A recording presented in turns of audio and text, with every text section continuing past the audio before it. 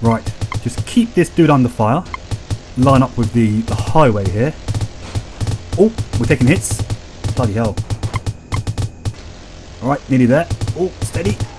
Good, we're down. Get the lads up the back.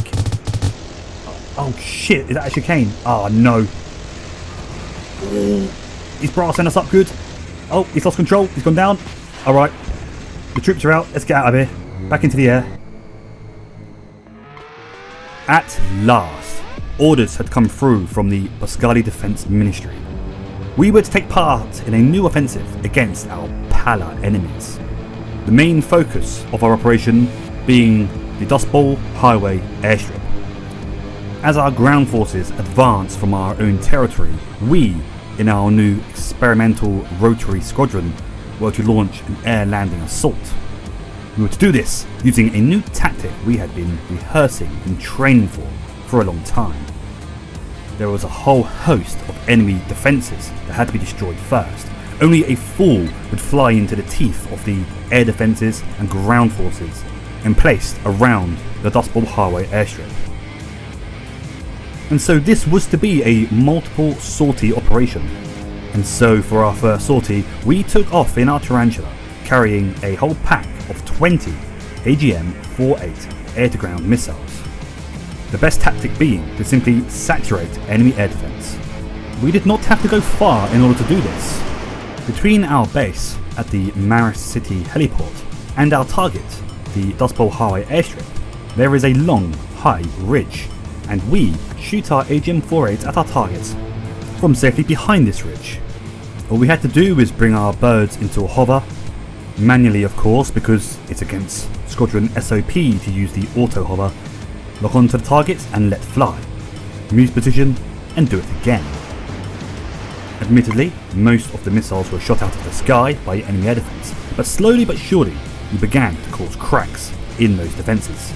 And with the Maris heliport not being too far off, it was not too much of a chore to have to go back to rearm, refuel. However, the airspace around the heliport was quite busy, and more than once we found ourselves waiting to land, holding our aircraft at a low hover, whilst one of our squadron mates took off. A slight lapse in communication and a collision could happen all too easily. It was also during this operation that some of our less experienced pilots showed their want of training perhaps.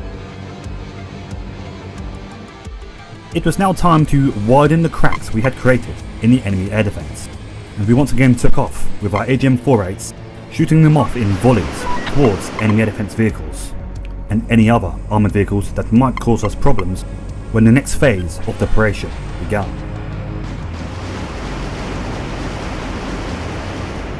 Once again, the key tactic here was to simply saturate enemy defences. The AGM-48 is not a particularly fast missile and could be shot down quite easily by infrared missile defences, as well as the self-propelled anti-aircraft guns. Using perhaps 4 or more missiles to destroy a single target might sound expensive, and indeed it is, but far less so than flying your aircraft into the teeth of those defences. And so it was simply a case of shoot, land, rearm, refuel, rinse and repeat, as many times as was necessary to convince the battle group commander that it was time to start the next phase of the operation. Indeed, just as we were preparing to start the next phase of the offensive, the enemy threw a spanner in the works. A pair of Shard-class corvettes had sailed into the Sound, and were not far from Maris City. For our next sortie, we were vectored to assist other aircraft in launching an attack upon these ships. Once again, it was simply a case of saturating their defences, and having targeted both of them, I simply held the trigger button and let fly with all my AGM-48s at these 2 ships, 10 each. Of course, I knew full well that most of them would be shot down, if not all of them in fact, warships being an array of air defence after all, and I was forced to take evasive action as a missile come back my way. Thankfully, I had that old ridge near Maris heliport to hide behind as this missile came screaming towards me, and being so close to base, a long-range air defence missile from one of our emplacements destroyed this incoming missile before it could do any damage to me or anything else from our side. Now it was time to start the next phase of our operation, and though I didn't know it at the time, Several of my missiles had gotten through to the shard corvettes, destroying one and crippling the other that was finished off by friendly aircraft.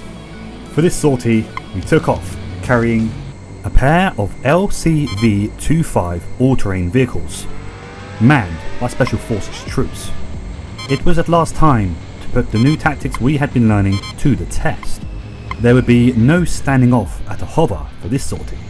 This time it would be a case of tilting the rotors forwards, gaining a good deal of speed and flying towards our objective at low level, often skimming the treetops as we went.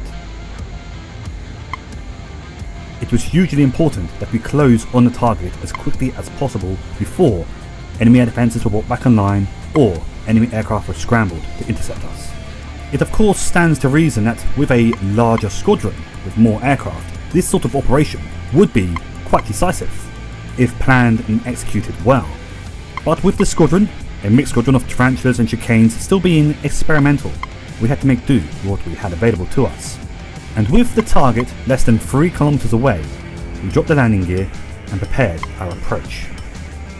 There were some enemy land forces still occupying positions at the Dustbowl Airstrip, despite it having come under heavy air attack. One such target was an enemy all-terrain vehicle, which I engaged with our 50 caliber machine guns, with the hopes of suppressing the enemy as we came in on our approach. The plan was quite simple: land in a more conventional manner and toss our troops out the back ramp without stopping on the runway at all, taken off again, returning to base, reloading and returning. Unfortunately for us, an enemy chicane had just gotten airborne as we approached and engaged us with its rotary cannon before plummeting to the earth out of control. But regardless of the damage, we dropped off our troops and pulled up back into the air. My co-pilot had been killed, covering me in blood, and parts of the cockpit were shattered. I expected to get shot out of the sky at any moment, as I brought the heavy, lumbering aircraft around for our return flight back to base. And as I did so, I observed our ground forces engaging the enemy defenders at the Dustbowl Airstrip. As long as they held on, nothing could take off from that base. My wounded loadmaster observed our land forces engaging enemy supply vehicles, and at last, the missiles that I feared started to head our way. It was of course my co-pilot's job to deploy flares whenever necessary, but he was dead, and with me still being in a state of shock, I had not deployed flares in time as the first missile screamed in and destroyed our front left engine. But our aircraft, robust, still held together. I still had lift and a good deal of control, and even as more missiles screamed towards me, I observed our ground forces moving through the base, in their all-terrain vehicle, engaging enemy troops as they went. After a very nerve-wracking flight home, we finally reached Maris City and carefully flew between the buildings in our badly stricken aircraft. I was quite sure that she was a write-off, and I had of course called ahead to the heliport declaring an emergency and that I'll be coming in heavy. But in the end, the landing wasn't that bad. The aircraft was still working enough to carry its own weight in the air, and I touched down with a bit of a bump and with a landing gear malfunction as well. But the sortie had been successful. Special Forces troops had been delivered to the base using our new touch and go tactic, and though I and my crew were done for the day with our aircraft being beyond repair, other units of the squadron continued the airlift to the Dustbowl Highway Airstrip.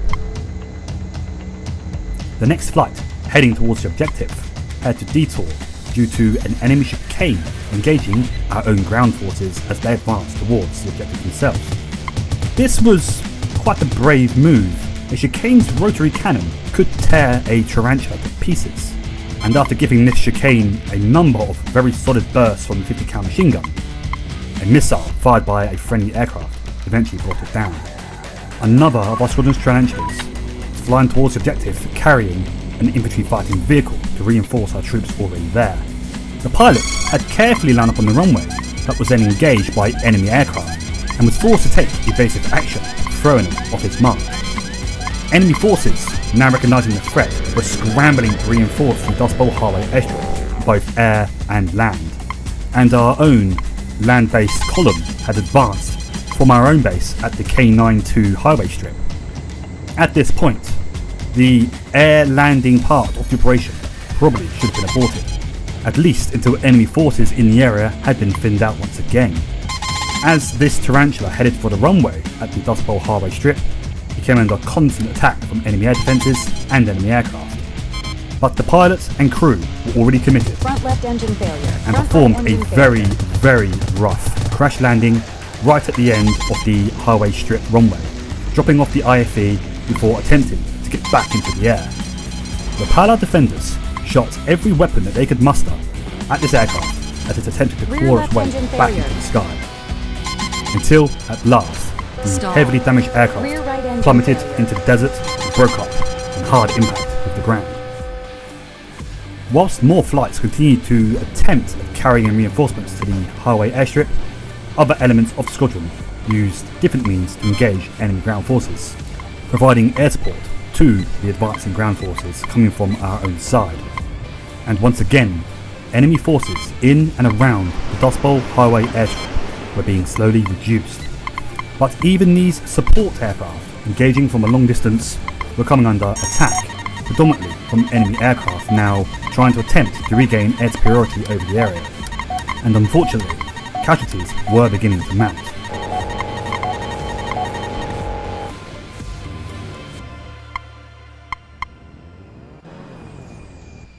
Stall.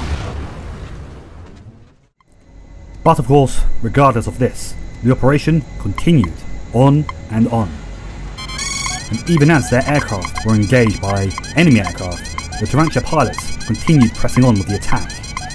It had now become a matter of pride, with friendly ground forces advancing towards the highway airstrip.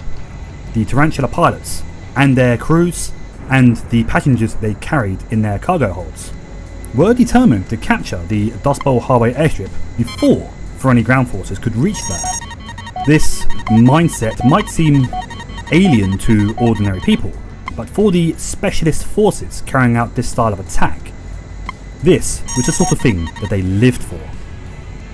And indeed, in the end, it was the air landing forces that won the race.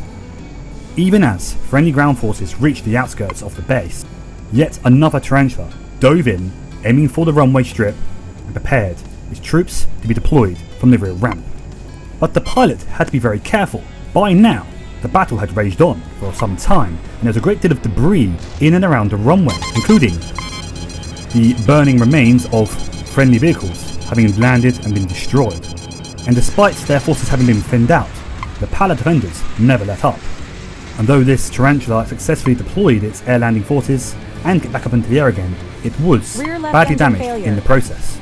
But at long last, the Dustbowl Highway Airstrip had been successfully captured by the Boscali Defence Forces. And even as the battle continued to rage around the airstrip, Boscali air assets began to arrive, refuel, rearm at the airstrip, take off again and engage the enemy forces in the area in what was extremely high-risk manoeuvres. And though this first attempt at a new type of air landing assault had been quite messy, it had been successful, and with casualties at lower than the expected figure. There's little doubt that the Boscali Defence Forces will continue to use this new type of attack, refining it and improving it. Thank you ever so much for watching the video once again. I really hope you enjoyed that. I've really been enjoying the Tarantula these days, so more of that to come. If you liked the video and would like to see more, please do subscribe, leave a like, and also tell me what you think in the comments. Thank you once again for watching. Cheerio.